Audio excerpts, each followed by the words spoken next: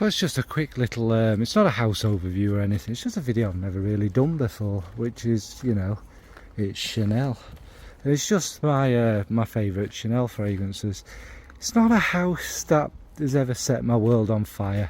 There are some I love, I'm not going to lie, but it's they're all very safe, aren't they, and very Chanel style. A certain DNA, kind of florally citrusiness is very them, isn't it? I'd say you could spot a Chanel fragrance quite easily if you were randomly sniffing things. They do have some beautiful fragrances, I'm not going to say they don't. They're probably a bit, well, they are overpriced, but you're paying for Chanel, aren't you? You're not paying for quality or excitement or anything like that. You're just paying for that little, two little C's, or one C, I can't remember, whatever. Anyway, one of my earliest fragrances, like I've always said, was a Chanel Allure Homme, which isn't in this list because of what they did to it. They destroyed it, but I really liked that fragrance, and yeah, it's gone. Anyway, we'll get into this. It's supposed to be a positive one. First up is my favourite, which, you know, is predictable, isn't it? It's of course Misia, which is your violet iris kind of predominant one, rose. It's very purple, there's little hints of pink in there. It's got a nice muskiness. Obviously it starts off with a kind of citrus burst. It's a very famous one. It harks you back to them golden days for Chanel, probably in like the 30s, 40s, you know, the big violet bombs, expensive Chanel makeup and Dior makeup and all that stuff that was around. And I don't know where we get this irisy thing from. Iris is the kind of the waxy taste, isn't it? And the powdery sweetness actually came from violet, didn't it? But anyway, that's by the by. And this kind of takes you back to them kind of vintage times in the 30s where Coco Chanel was up to all sorts, and you know, big and famous, and you know, I don't know if she owned the business then actually, but it was all her kind of, you know, her thing, her idea, and she broke ground and was a very successful business person.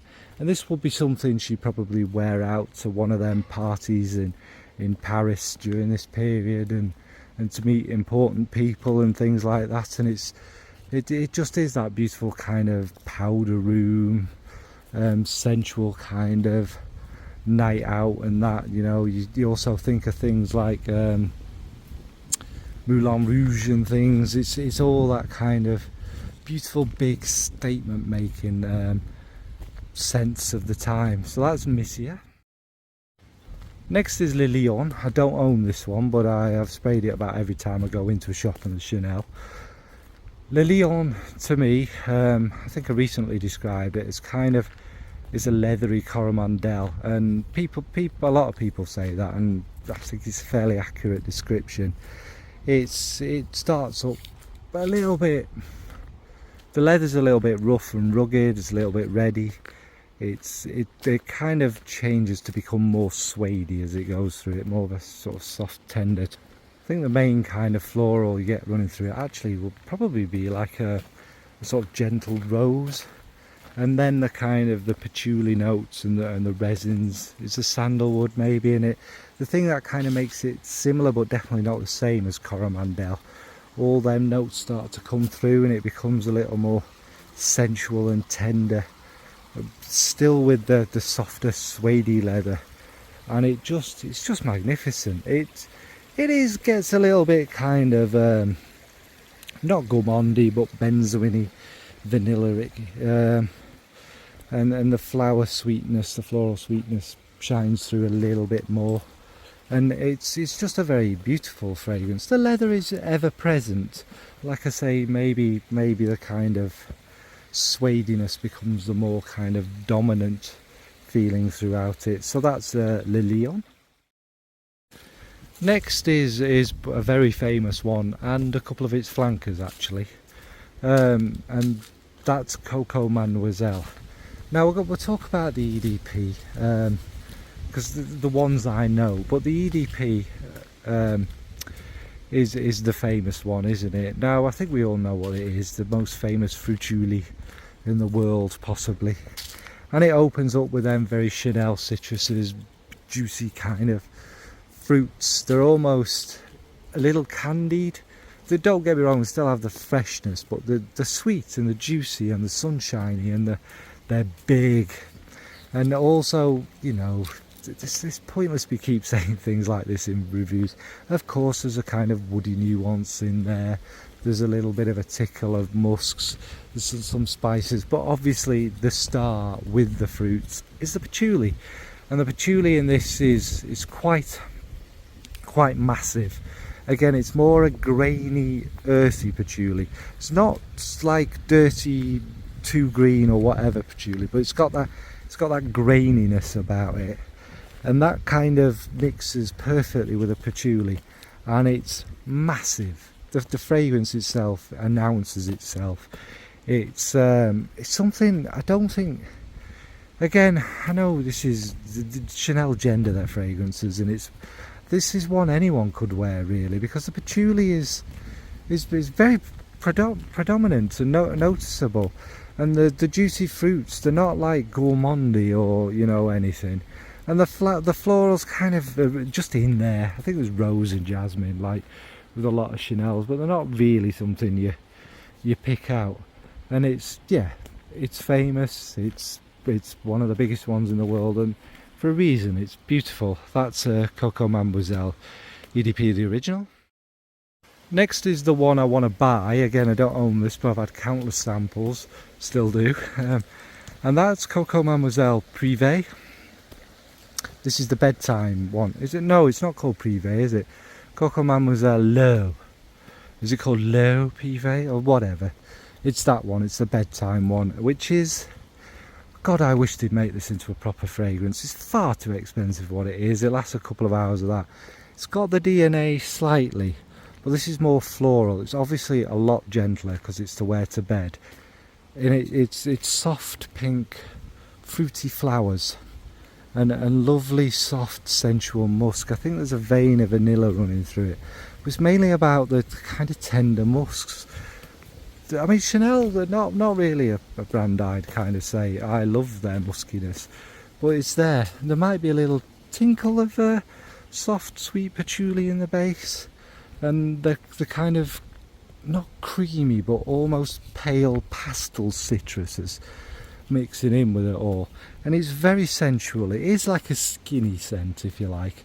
It's kind of your skin but better kind of thing. It's beautiful, it's tender. It's very, very likeable, but again, it's a bedtime scent. It's not supposed to last, you know, all eternity, but you do get 1 or 2 hours from it, and it's about the same price as the normal ones. No Chanel, no, but I do love it. So that's Coco Mademoiselle L'Eau Privè, possibly. We don't know. We'll just call it L'Eau. And finally, may as well stick them all together, is of course my favourite Coco Chanel, and Chanel Coco Mademoiselle, sorry, and that is obviously the L'Entrance one. Now this has the DNA obviously of the original quite present there, but whereas the original is quite edgy and loud, well, like I was saying, that one's quite edgy and loud, this one is everything smoothed off. The fruits are in there, but they're a bit richer, a bit juicier, a bit smoother. There's a lot more vanilla and benzoin in it, kind of, again, making it more kind of easygoing. The musks are amped up, and the patchouli's pushed down and maybe a little softer and sweeter. And it's quite big actually still. But it's that, whereas Coco Mademoiselle would be the one you go out nightclubbing or to an office meeting, something where you want to leave a bit of an impression. The L'Entrance is kind of more of a kind of dinner, an evening dinner thing, you know, a stroll where you're trying to seduce someone or something like that. And it's just all more rounded off, more mature, but not in a, I don't mean mature like an old person's kind of thing. It's just got its shit together more. It doesn't need to be as brash or as or is loud in the room and what have you. And that's basically all it is. A kind of smoother, more sophisticated, easier Coco Mademoiselle. For people who might struggle with Coco Mademoiselle, the L'Entente is all rounded off and friendlier, and you know, instead of hello darling, it genuinely is pleased to see you kind of fragrance. So that's Coco Mademoiselle L'Entente. Now, wouldn't be a Chanel video if this wasn't in here, and we all know it very, very well, is number 5.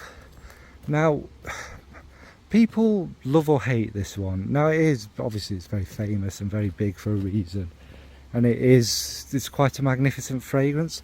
And I think by modern day standards, because people get these stupid ideas in the head of gendered fragrances again, I think number 5 can be seen as being more traditionally masculine, or whatever that nonsense means. And I think that's why maybe people struggle with it, because they don't know how to get their head around it.